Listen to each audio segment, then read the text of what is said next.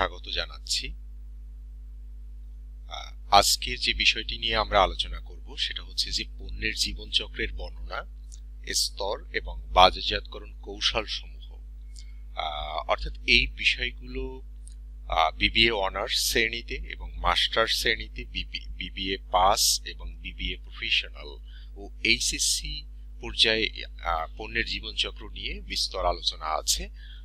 আমরা আজকে এমন ভাবে আলোচনা করব যাতে সবগুলো শ্রেণীতে অর্থাৎ এই বিষয়গুলোর শিক্ষার্থীরা ভালোভাবে বুঝতে পারে। তো আমরা দেখতে পাচ্ছি যে বাজারজাতকরণ নীতিমালা অর্থাৎ অনার্স প্রথম বর্ষের ব্যবস্থাপনা বিভাগ, হিসাব বিজ্ঞান, মার্কেটিং বিভাগ, ফিনান্স অ্যান্ড ব্যাংকিং বিভাগ অর্থাৎ এই 4 বিভাগের শিক্ষার্থীদের রয়েছে এবং কোন কোন অধ্যায়গুলো রয়েছে এবং সেই অধ্যায়ের কি নাম, যেখানে পণ্যের জীবনচক্র নিয়ে আলোচনা করা হয়েছে। এখানে বিস্তর আলোচনা আছে। উৎপাদন ব্যবস্থাপনা বিপণন ইন্টারমিডিয়েটের দ্বিতীয় বর্ষের দ্বিতীয় পত্র পঞ্চম অধ্যায় এই বিষয় নিয়ে আলোচনা করা হয়েছে এবং ব্যবস্থাপনা বিভাগের তৃতীয় বর্ষ এবং মার্কেটিং বিভাগের তৃতীয় বর্ষেও এই একই বিষয় নিয়ে আলোচনা করা হয়েছে বাজারজাতকরণ ব্যবস্থাপনা বইয়ে এবং বাজারজাতকরণ নীতিমালা বইয়ে। তারপরে হচ্ছে যে মার্কেটিং বিভাগের চতুর্থ বর্ষের বাজারজাতকরণ ব্যবস্থাপনা বইতেও এই বিষয়টা নিয়ে আলোচিত হয়েছে এবং বাজারজাতকরণ নীতিমালা বিবিএ পাসে আলোচিত হয়েছে। মার্কেটিং প্রথম পত্রের ষষ্ঠ অধ্যায়ে আলোচিত হয়েছে এবং বাজারজাতকরণ ব্যবস্থাপনা বিবিএ পাস মার্কেটিং চতুর্থ পত্রে এই বিষয়টি নিয়ে আলোচিত হয়েছে এবং principal of marketing professional BBA second ইয়ারের থার্ড সেমিস্টার এবং মার্কেটিং ম্যানেজমেন্ট প্রফেশনাল বিবিএ এর থার্ড ইয়ারের 6th সেমিস্টারেও এই পঞ্চম চ্যাপ্টারে এই বিষয়গুলো নিয়ে আলোচিত হয়েছে। আমরা তাহলে পণ্যের জীবনচক্রের বর্ণনা, স্তর এবং বাজারজাতকরণ কৌশল সমূহ এবং এটার মূল আলোচনায় আমরা চলে যাই। আমরা আজকে যে বিষয় নিয়ে আলোচনা করব পণ্যের জীবনচক্রের বর্ণনা, পণ্যের জীবনচক্রের স্তর সমূহের বর্ণনা এবং পণ্যের জীবনচক্রের বিভিন্ন স্তর, বাজারজাতকরণের বিভিন্ন স্তরে বাজারজাতকরণ কি কি প্রসার কৌশলমূলক কৌশল গ্রহণ করা হয়ে থাকে সেই বিষয়গুলো নিয়ে আলোচনা করব। আমরা পণ্যের জীবনচক্রের একটা চিত্র দেখতে পাচ্ছি, পরবর্তীতে এই বিষয় নিয়ে আমরা বিস্তারিত কথা বলবো। আমাদের পাঠ বর্ণনা অংশে আমরা পণ্যের জীবনচক্রটা আসলে কি সেই বিষয়টা নিয়ে আমরা একটু বলার চেষ্টা করছি। আমরা বলবো যে প্রবেশ একটি পণ্য বাজারে প্রবেশ থেকে শুরু করে বাজার থেকে সম্পূর্ণ বিলীন হয়ে যাওয়া পর্যন্ত যে সকল পর্যায় বা স্তর অতিক্রম করে তাকে পণ্যের জীবনচক্র বলা হয়। একটি পণ্যের জীবদ্দশায় তাকে যে পর্যায় বা ধাপ অতিক্রম করতে হয় তাকে পণ্যের জীবনচক্র বলা হয়। আমরা যদি এভাবে বলি যে সময়ের বিচারে পণ্য বিক্রয়ের পরিমাণ এবং মুনাফার পরিমাণের মধ্যে যে পার্থক্য সৃষ্টি হয় তাকে পণ্যের জীবনচক্র বলা হয়। আমরা যদি পূর্বের চিত্রটার দিকে একটু তাকাই, অর্থাৎ এখানে আমরা ওই পণ্যের যতদিন মার্কেটে টিকে থাকে তার দুটো বিষয় বর্ণনা করা হচ্ছে। একটা হলো প্রতিটা স্টেজে কি পরিমাণ বিক্রয়ের পরিমাণ এবং মুনাফার কি পরিমাণ মুনাফা হচ্ছে তার প্রেক্ষিতে আমরা এই 5টা স্টেজে ভাগ করছি। তো আমরা আবার চলে যাই। তারপরে বলা হচ্ছে যে কোনো পণ্য বিক্রয় ইতিহাসে যে বিভিন্ন পর্যায় যেমন সূচনা, প্রবৃদ্ধি স্তর, পূর্ণতা স্তর, পতন স্তর অতিক্রম করে তাকে পণ্যের জীবনচক্র বলা হয়। ভোক্তাদের রুচি, পছন্দ ও চাহিদার পরিবর্তন ঘটে এবং প্রযুক্তির উন্নয়ন প্রতিযোগীদের উদ্ভাবিত আরো কার্যকর পণ্য বাজারে আসায় এক সময়ের খুব জনপ্রিয় পণ্যকে বিদায় নিতে হয়। আমরা যদি এই চিত্রটার দিকে একটু তাকাই যে কলের গান বা গ্রামোফোন, তো এই গ্রামোফোনটা এখন আর আমাদের অস্তিত্ব নেই বা গ্রামোফোনটা এখন আর কেউ ব্যবহার করে না।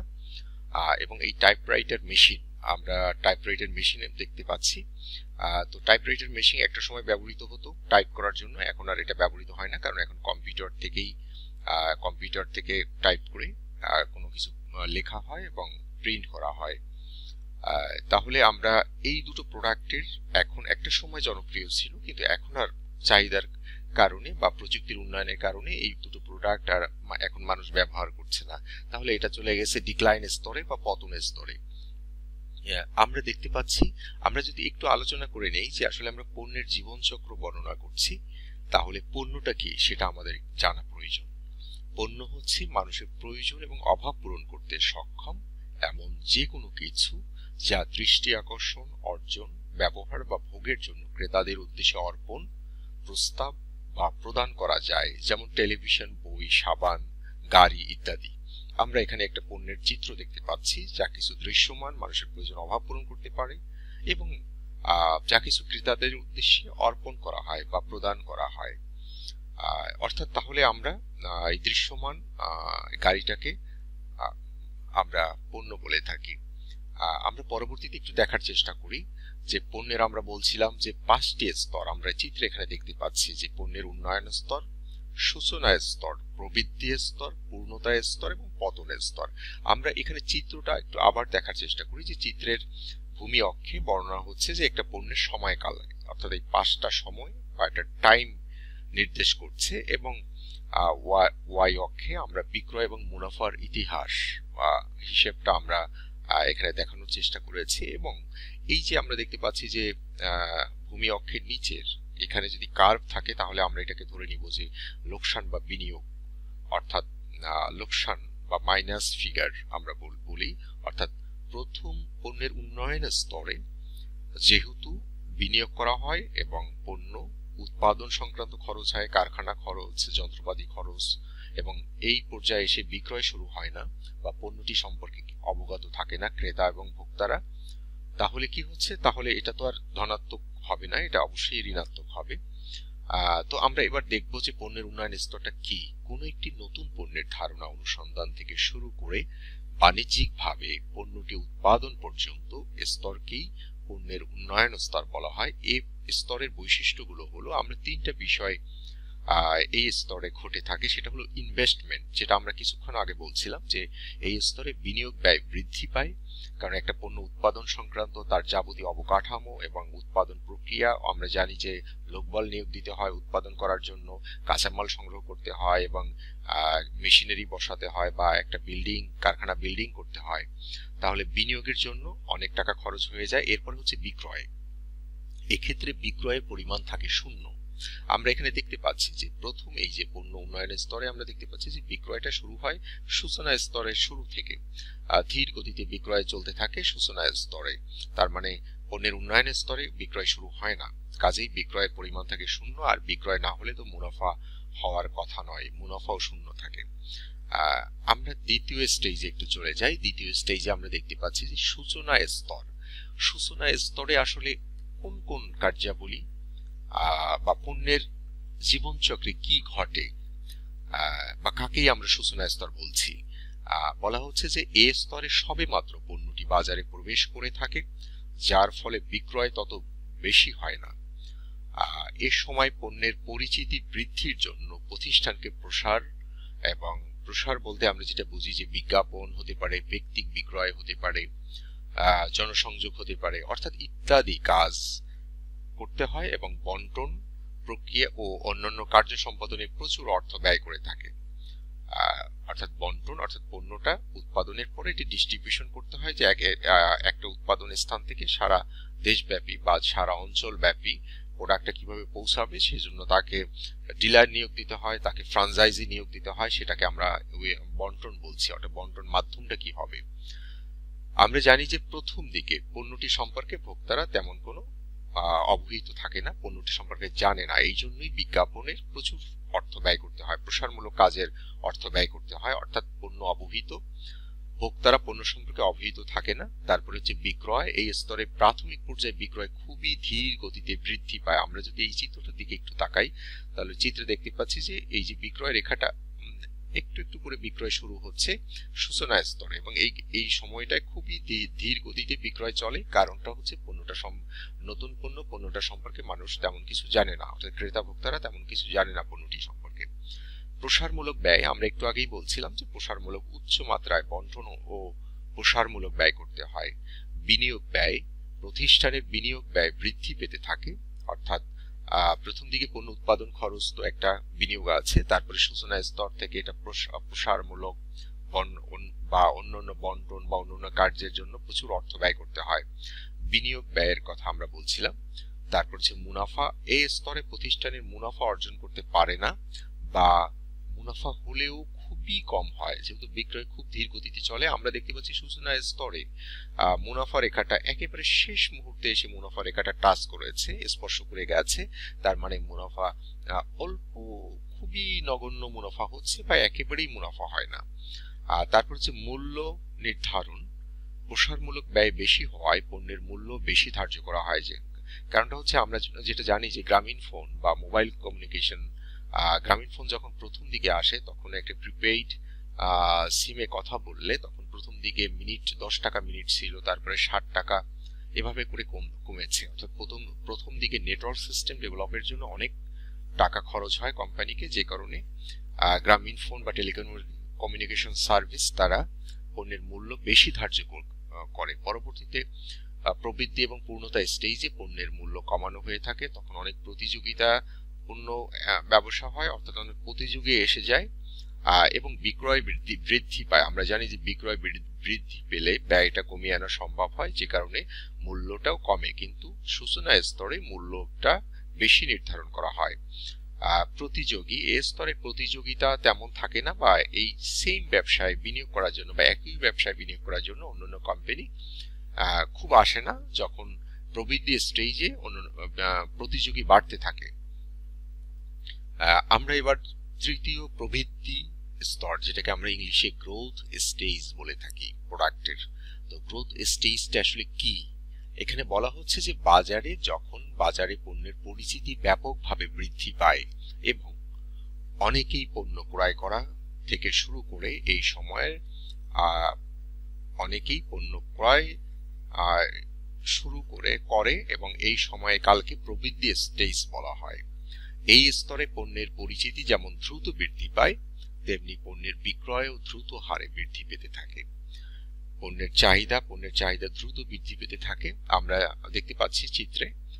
অর্থাৎ প্রবৃদ্ধি স্টেজে বিক্রয়ের এই চিত্রটা একটু বড় করে দেখাতে পারলে ভালো হতো।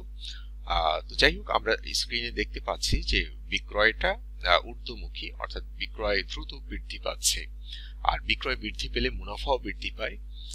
প্রসারমূলক ব্যয় ক্ষেত্রেও প্রসারমূলক ব্যয় তুলনামূলক বেশি করতে হয়, অর্থাৎ সূচনা স্টেজের থেকেও বেশি প্রসারমূলক ব্যয় করতে হয়। বাজারে নতুন নতুন প্রতিযোগীর আগমন ঘটে এবং মূল্য নির্ধারণের ক্ষেত্রেও চাহিদা মেটাতে উৎপাদন বৃদ্ধি করতে হয়, ফলে পণ্যের একক প্রতি ব্যয়টা কমে আসে। আমরা বলছিলাম গ্রামীণ ফোনের উদাহরণ দিচ্ছিলাম, আমরা এখন গ্রামীণ ফোন থেকে কথা বলি অনেক কম খরচে, অর্থাৎ 1 টাকারও অনেক কম রেটে আমরা কথা বলতে পারি। এরপরে হচ্ছে মধ্যস্থ ব্যবসায়ী, অর্থাৎ ব্যবসাটার বিক্রয় বৃদ্ধি পায়, উৎপাদন বৃদ্ধি করতে হয়, বিক্রয় বৃদ্ধি পায়, যে কারণে নতুন নতুন মধ্যস্থ ব্যবসায়ী বন্টন প্রক্রিয়া সম্পাদনের জন্য নতুন নতুন মধ্যস্থ ব্যবসায়ী এদের সাথে ইনভলভ করতে হয়, অর্থাৎ নতুন নতুন মধ্যস্থ ব্যবসায়ী ব্যবহারের প্রয়োজন দেখা দেয়। তাহলে প্রবৃদ্ধি স্টেজটা আমরা অবগত হলাম। প্রবৃদ্ধি স্টেজে আমরা একটু চলে যাই। এরপরে হচ্ছে প্রবৃদ্ধি স্টেজের পরে পূর্ণতা স্তর, যেটাকে আমরা ইংলিশে ম্যাচুরিটি স্টেজ বলে থাকি। আমরা পূর্ণতা স্টেজে দেখতে পাচ্ছি যে বিক্রয়টা খুব দ্রুত, অর্থাৎ বিক্রয়টা বৃদ্ধি পায় সর্বোচ্চ, এবং আবার বিক্রয় প্রবৃদ্ধির হারটা কমতে থাকে, এবং মুনাফাও একটা সময় বিক্রয় প্রবৃদ্ধির হার কমার সঙ্গে সঙ্গে মুনাফাও কমতে থাকে। আমরা তাহলে এখানে দেখতে পাচ্ছি যে কোন কোন বিষয়গুলো, প্রতিযোগীর সংখ্যা, একজন প্রতিযোগী আরেকজন প্রতিযোগীর সঙ্গে তীব্র আক্রমণ করা হয়। যেমন আমরা যদি গ্রামীণ ফোনের কথা বলি, যে গ্রামীণ ফোন যখন ঈদ উপলক্ষে বা বিভিন্ন অকেশন উপলক্ষে যখন বিভিন্ন অফার দেয়, তখন বাংলালিংক অফার দেয় বা রবিও অফার দেয়। তার মানে কি, তারা অর্থাৎ এই যে প্রতিযোগিতা কন্টিনিউয়াস প্রসেসে চলতে থাকে পূর্ণতা স্টেজে। অর্থাৎ কে বেশি সুবিধা দিবে, কাস্টমারদের অ্যাডভান্টেজ দিবে, এবং কাস্টমারদের অ্যাডভান্টেজ দিলে তার প্রোডাক্টটাই তো কাস্টমার ব্যবহার করবে, এটাই তো নিয়ম। তো আমরা দেখতে পাচ্ছি যে বিক্রয় প্রবৃদ্ধির হার হ্রাস পেতে থাকে। এখানে আমরা এখানে দেখতে পাচ্ছি যে পণ্যের বিক্রয় প্রবৃদ্ধি হ্রাস পেতে থাকলে তখনই পণ্যটি পূর্ণতা স্তরে প্রবেশ করে ও অবস্থান করে থাকে, তবে এই স্তরে পণ্যটি তীব্র প্রতিযোগিতার সম্মুখীন হতে হয়, বলে পণ্যের অবস্থান ধরে রাখতে প্রচুর অর্থ ব্যয় করতে হয়। আমরা বড় বড় প্রতিষ্ঠানকে দেখি যে গ্রামীণফোন প্রচুর বিজ্ঞাপন দিচ্ছে, ইউনিলিভার তাদের প্রোডাক্ট শীর্ষ অবস্থানে পূর্ণতা স্টেজে থাকার পরেও সেটা যেন পূর্ণতা স্টেজটা যেন অনেক দীর্ঘমেয়াদী হয়, সেজন্য নানা ধরনের প্রচারণা, নতুনত্ব, প্রোডাক্টের নতুনত্ব ইত্যাদি আমরা দেখতে পাই। তো প্রতিযোগিতা বাজারে, বাজারজাতকরণ ব্যবস্থাপককে প্রতিযোগীদের তীব্র আক্রমণ মোকাবিলা করতে হয়, যেটা আমরা একটু আগেই বলেছি। পণ্যের সংখ্যা, বাজারে সমজাতীয় পণ্যের সংখ্যা বৃদ্ধি পায় এবং উৎপাদন ক্ষমতা এই স্তরে প্রতিষ্ঠানের উৎপাদন ক্ষমতা পরিপূর্ণ ব্যবহার করা হয়। অর্থাৎ একটা ম্যানেজমেন্ট, আমরা ইউনিলিভারের সেই ক্লিয়ারম্যানের বিজ্ঞাপনে দেখেছি আমরা যে ক্রিস্টিয়ানো রোনালদোকে দিয়ে বিজ্ঞাপন দেওয়া হচ্ছে, অথবা লাক্সের বিজ্ঞাপনে আমরা ইউনিলিভারের আমরা দেখেছি যে দীপিকা পাড়ুকোন কে দিয়ে বিজ্ঞাপন দেওয়ানো হচ্ছে। অর্থাৎ বিজ্ঞাপনের ক্ষেত্রেও তারা প্রচুর অর্থ ব্যয় করছে। আমরা সময়কালের কথা বললাম যে পূর্ণতা স্তরে দীর্ঘমেয়াদী একটা সময় হয়, মানে একটা দীর্ঘ স্থায়ী হয়ে থাকে, এবং মুনাফা যেহেতু প্রতিষ্ঠানের বিক্রয় বৃদ্ধির হারটা কমতে থাকে, কাজেই প্রতিষ্ঠানের ব্যয় বৃদ্ধি পায় বলে মুনাফাও হ্রাস পেতে থাকে। আমরা পরবর্তীতে পতন স্তরটা দেখব। পতন স্তরে আমরা একটু চিত্রে দেখতে পাচ্ছি পতন স্টেজ। পতন স্টেজটা হচ্ছে যে বিক্রয়টা দ্রুত কমতে থাকে এবং বিক্রয় কমলে মুনাফাও কমতে থাকে, প্রতিযোগীর সংখ্যা কম হয়, প্রতিযোগীর সংখ্যা কমে যায় এবং বন্টন প্রক্রিয়াও কমে যায়, বা বন্টন প্রতিযোগীর সংখ্যা কমে এবং বন্টন প্রক্রিয়াতেও কম ছোট করে আনা হয়। তো আমরা এখানে দেখতে পাচ্ছি যে বাজারে পণ্যের বিক্রয় যখন ক্রমান্বয়ে নিম্নমুখী হয় এবং মুনাফা শূন্যের দিকে ধাবিত হয়, তাকে পতন স্টেজ বলা হয়। এই স্তরের বৈশিষ্ট্য সমূহ হচ্ছে যে পণ্যের বিক্রয় ক্রমান্বয়ে হ্রাস পেতে থাকে। আমরা যদি মধ্যস্থ ব্যবসায়ের কথা বলি, যে বন্টন প্রণালীতে মধ্যস্থ ব্যবসায়ীর সংখ্যা হ্রাস পায়, অর্থাৎ পণ্যের চাহিদা কমে যাচ্ছে, উৎপাদন হচ্ছে কম উৎপাদন করা হচ্ছে, কাজেই আমরা বন্টন স্টেজ মধ্যস্থ ব্যবসায়ীর সংখ্যা কমে যায় এবং পণ্যের মূল্য, অন্যান্য খরচ কমিয়ে পণ্যের মূল্য কম ধার্য করা হয় এবং প্রতিযোগীদের সংখ্যা হ্রাস পায় এবং পণ্য থেকে আসা মুনাফা শূন্যের কোটায় ধাবিত হয়। তো পতন স্টেজে আমরা এখন এই 5টা স্টেজে দেখব যে কোন স্টেজে কি কি প্রোডাক্ট রয়েছে, যেগুলো আমরা উদাহরণ দিতে পারি। তাহলে আমরা পতন স্টেজটা সবাই ক্লিয়ার, যে মুনাফাও যেহেতু বিক্রয়টা দ্রুত কমতে থাকে, অর্থাৎ মুনাফাও কমতে কমতে একটা সময় শূন্যের কোটা ধাবিত হয়। অর্থাৎ এই যে দুটো রেখা আমরা দেখতে পাচ্ছি, এই রেখা দুটো যদি মাইনাস ফিগারের দিকে চলে যায়, তখন কোম্পানি তো আর লস দিয়ে পণ্য উৎপাদন করবে না, অর্থাৎ তখন এই পণ্যটা চিরবিদায় নেয়। যেমন আমরা গ্রামোফোনের কথা দেখছিলাম, এবং আমরা একটা সময় শিশুরা খেলতো বা শিশুরা বায়োস্কোপ দেখতো, যে একটা ছোট বক্সের ভিতরে লাল নীল নানা ধরনের বাতি তারা দেখতো, বায়োস্কোপ বলা হয়। তো সেটাও এখন আর আসলে শিশুরা এই ধরনের বিষয়ের প্রতি আগ্রহ নেই, বা এই ধরনের প্রোডাক্ট অ্যাভেলেবল না এখন, বা এটা নিয়ে খেলছেও না শিশুরা। আমরা তাহলে পতন স্টেজের আমরা একটু দেখি যে এই 5টা স্টেজে কি কি পণ্য রয়েছে। আমরা যদি দেখি যে আসলে পণ্যের পতন খুব দ্রুত পতন স্টেজের দিকে যায় কেন, সেই বিষয়টা নিয়ে আমরা একটু যদি দু একটা লাইন একটু দেখে নেই। পণ্যের পতনকে ত্বরান্বিত করার ক্ষেত্রে কয়েকটি কারণ, অর্থাৎ পতনটা যেন দ্রুত হয় বা পতনটা হচ্ছে কেন, সেটার প্রধানত কারণ হচ্ছে রুচি ও পছন্দের প্রতিনিয়তই যে পরিবর্তন হয়, সে কারণেই ক্রেতারা নতুন পণ্যের দিকে ঝুঁকে পড়ে। যেমন আমরা যদি বাটন মোবাইল সেটের কথা বলি, যে এখন বাটন প্রেস করে করে আসলে আমরা কল দিতে বেশিটা অভ্যস্ত না, এখন টাচ স্ক্রিনের মাধ্যমে অ্যান্ড্রয়েড মোবাইলের মাধ্যমে মানুষ ব্যবহার করতে বেশি অভ্যস্ত। তাহলে ওই বাটন সেট এক হিসেবে পতনের দিকে যাচ্ছে, বা আমরা ওই স্কোয়ার বড় মনিটর সাদা কালো টেলিভিশন এখন আর কেউ ব্যবহার করে না। প্রযুক্তিগত উন্নয়নের জন্য আরো অধিক কার্যকর এবং সেবাদানের সক্ষম পণ্যের আগমন ঘটে থাকে এবং শক্তিশালী প্রতিযোগীর আবির্ভাব হয়ে থাকে এবং আর্থসামাজিক অবস্থার পরিবর্তন হয়ে থাকে। মানুষের ক্রয় সামর্থ্য বাড়লে পণ্যের ডিমান্ডও বাড়বে মানুষের, এবং তারা খুব আধুনিক পণ্যের দিকে তারা বেশি মনোযোগী হবে। মানুষের জীবনধারা এবং ক্রয় অভ্যাসের পরিবর্তন হয়ে থাকে। তাহলে আমরা বলতে পারি যে সকল পণ্যের জীবন চক্রের ধারা একই রকম নয়। কোনো পণ্যের খুব দ্রুত বাজার থেকে হারিয়ে যায়, আবার কোনোটি দীর্ঘদিন ধরে বাজারে প্রাধান্য বিস্তার করে থাকে, আবার শক্তিশালী প্রসারমূলক কার্য বা বাজার পুনঃ অবস্থান গ্রহণের মাধ্যমে অনেক সময় পণ্যকে পতন স্টেজ থেকে প্রবৃদ্ধি স্তরে ফিরিয়ে আনা সম্ভব হয়ে থাকে। তাহলে আমরা কেন পতন হয় খুব দ্রুত সেই বিষয় নিয়ে আমরা কিছুটা বোঝার চেষ্টা করলাম, এবং এই পতন স্টেজ থেকে আবার প্রবৃদ্ধি স্টেজ বা পূর্ণতা স্টেজে ফিরে আসা সম্ভব হয়ে থাকে। আমরা একটু বাংলাদেশের মোবাইল ফোনের একটা ইতিহাস আমরা যদি একটু দেখি, 1989 সালে সেবা টেলিকম আসছে, এবং সেবা টেলিকম পরবর্তীতে 2004 সালে মিশরের ওরাসকম টেলিকম সেবা টেলিকমকে কিনে নেয়, এবং এই ব্র্যান্ডের বর্তমান নাম হচ্ছে বাংলা লিংক। 1993 সালে সিটিসেল আসে, এবং Citycell Pacific Bangladesh telecom limited ও সিঙ্গাপুর সিংটেলের যৌথ উদ্যোগে একটা বিনিয়োগ ছিল। পরবর্তীতে 2023 সালে সিটিসেল লাইসেন্স বাতিল করা হয়, এখন সিটিসেলের কার্যক্রম বন্ধ রয়েছে। এবং 97 সালে গ্রামীণ ফোন আসে। গ্রামীণ ফোন হচ্ছে নরওয়ের মাদার কোম্পানি হচ্ছে নরওয়ে টেলিনর কোম্পানি, এবং বাংলাদেশ গ্রামীণ টেলিকমের যৌথ মালিকানাধীন একটি প্রতিষ্ঠান। এবং 1997 সালে রবি আসে। রবি আসে বলতে আসলে একটেল আসে। 1997 সালে টেলিকম মালয়েশিয়া ইন্টারন্যাশনাল সংস্থাটি একটেল নামে কার্যক্রম শুরু করে, এবং 2010 সালে নাম পরিবর্তন করে এই কোম্পানি, মালয়েশিয়ান এই কোম্পানি রবি আজিয়াটা লিমিটেড দেওয়া হয়, এবং এই রবি আজিয়াটা এখন বর্তমানে ভারতের এয়ারটেল যৌথ মালিকানাধীন একটা প্রতিষ্ঠান। 2004 সালে বাংলা লিংক, যেটা আমরা একটু আগে বললাম যে বাংলা লিংক আসলে মিশরের ওরাসকম কোম্পানি বাংলা লিংকের অর্থাৎ সেবা টেলিকমের 100% শেয়ার কিনে নেয়, এবং 2005 সালে ফেব্রুয়ারিতে বাংলা লিংকের পুনরায় যাত্রা শুরু করে, এবং বর্তমানে এই কোম্পানি হচ্ছে মালিকানা ভিওন লিমিটেডের ডাস অধিকারী বহুজাতিক টেলিকমিউনিকেশনের মালিকানাধীন এখন, যার সদর দপ্তর নেদারল্যান্ডে আমস্টারডামে।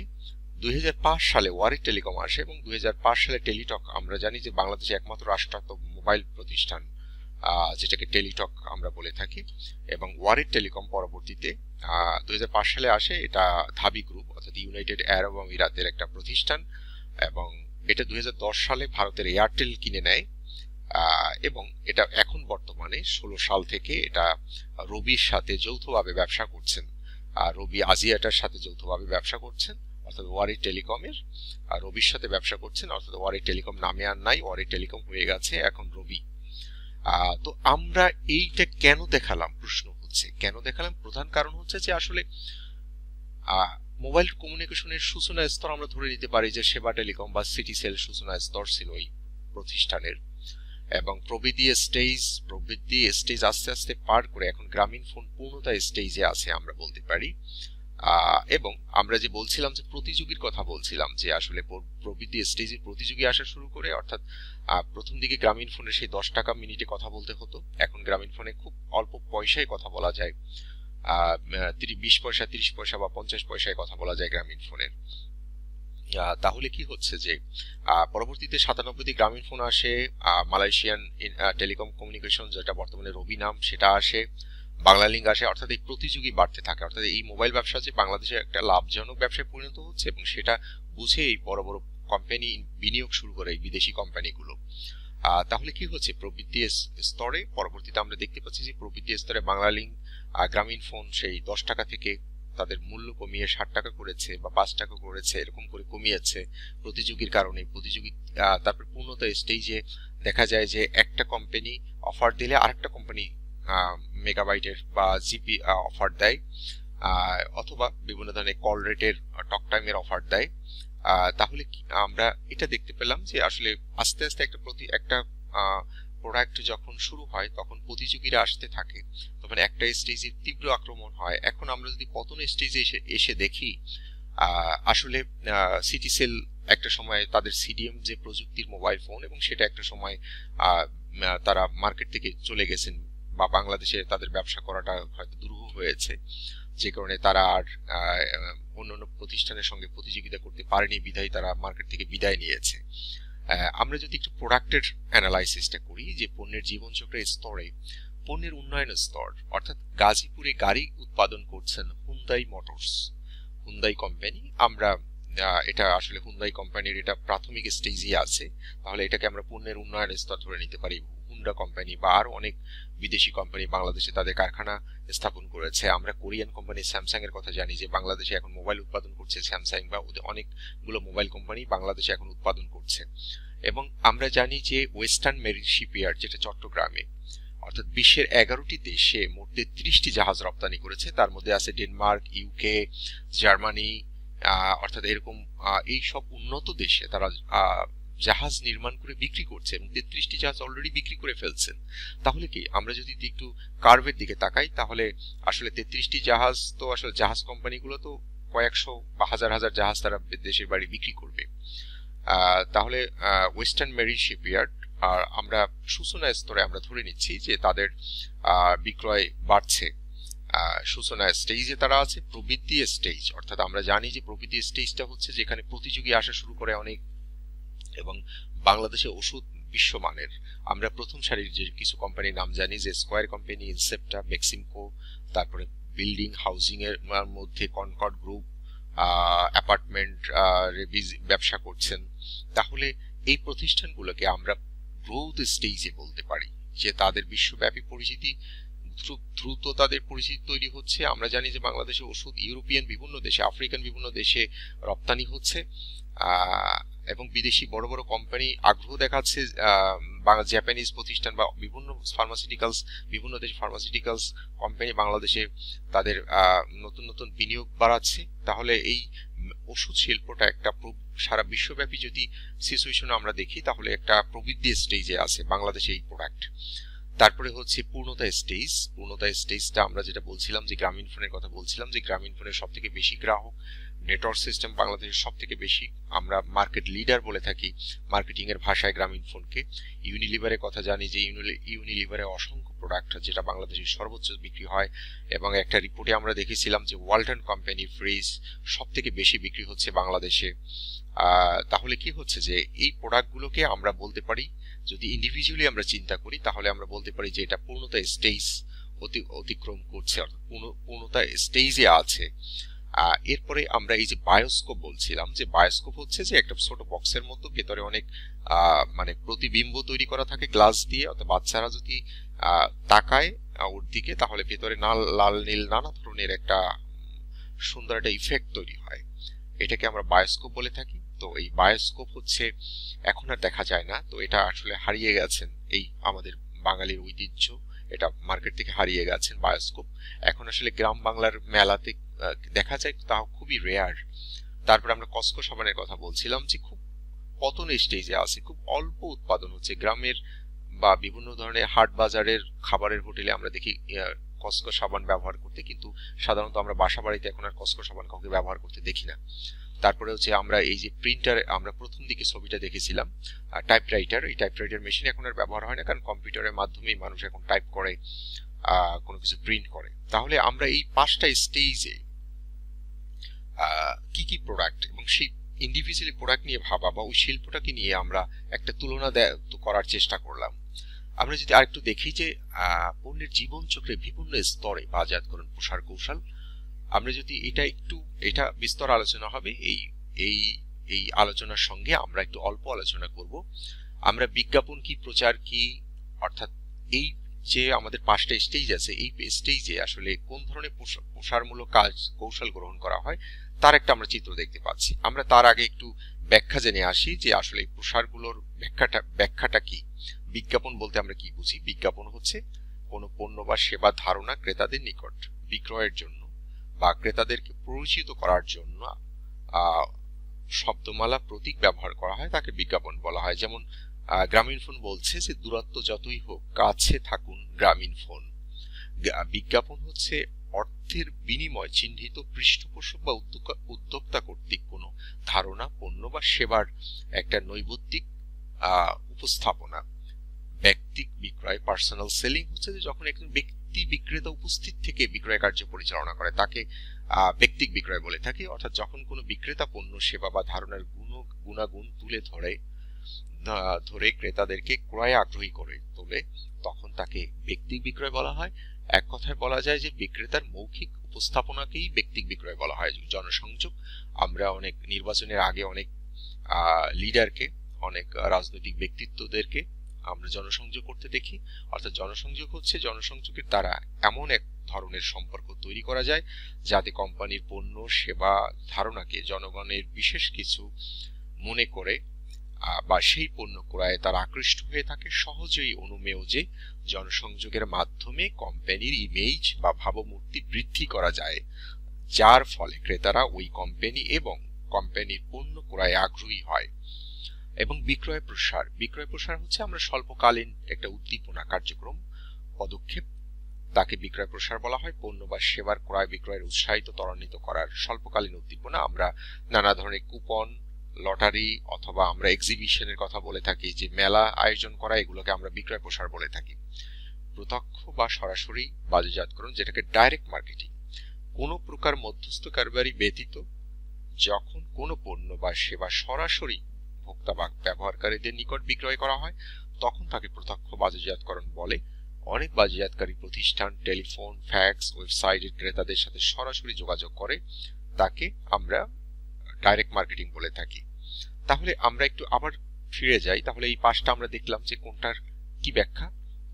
তাহলে পণ্য উন্নয়নের স্তরে আমরা দেখে থাকি যে বিজ্ঞাপন বা প্রচার, সাধারণত পণ্য উন্নয়নের স্তরে বিজ্ঞাপন এবং প্রচার করতে সাধারণত দেখা যায় না, তবে কোনো কোনো প্রতিষ্ঠানের ক্ষেত্রে খুবই নগণ্য বা খুব অল্প পরিমাণে দেখা যায়।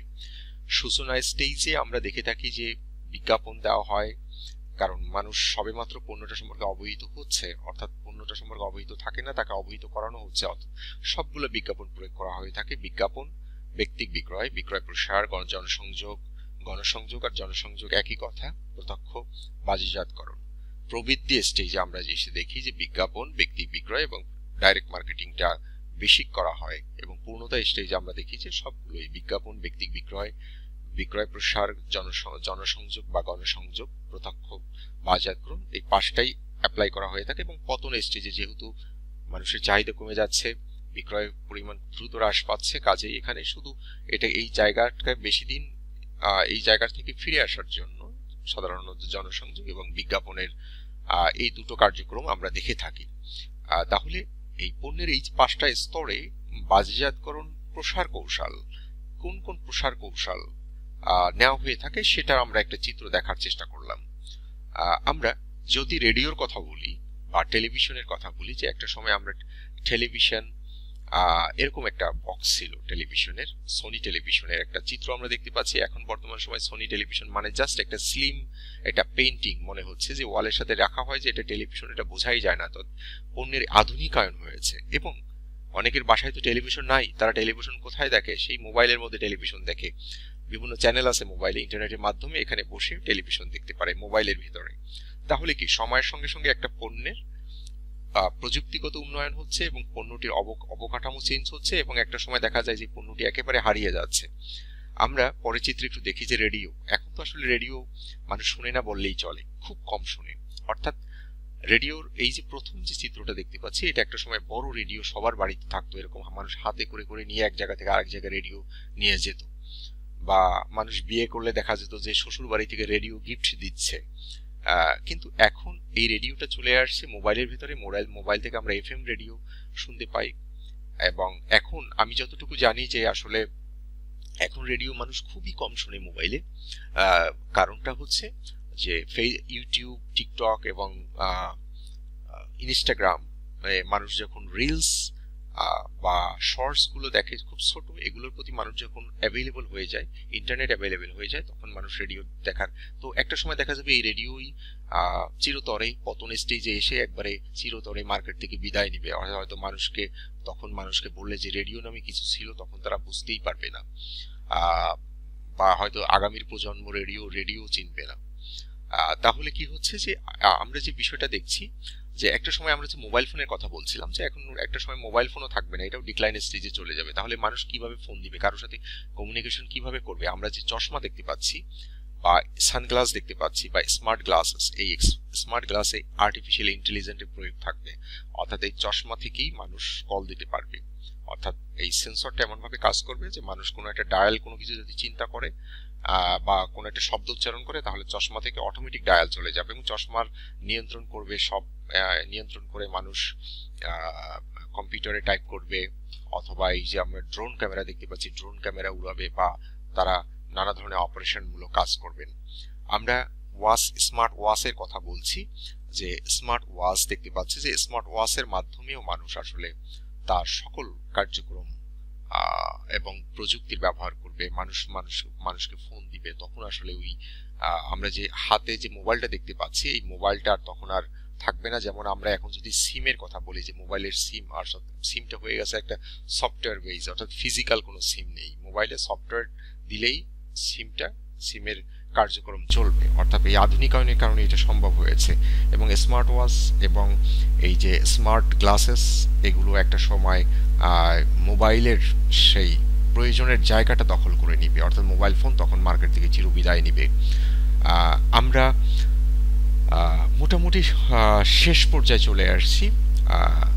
আশা করি প্রিয় শিক্ষার্থী বন্ধুদের উদ্দেশ্যে একটা কথাই বলার, যে আপনারা লেকচারটা দেখবেন এবং আপনাদের ক্লাসমেটদেরকে শেয়ার করে দিবেন, যাতে আপনাদের ক্লাসমেটরাও এই পণ্যের জীবনচক্রের উপরে এই লেকচারটা পেয়ে যায়। এবং আপনারা মেসেজ দিয়ে জানাবেন কারো কোনো বুঝতে অসুবিধা হলে, যে ভিডিওর নিচে কমেন্ট করবেন, আমি সবগুলো কমেন্টের অ্যান্সার দেই।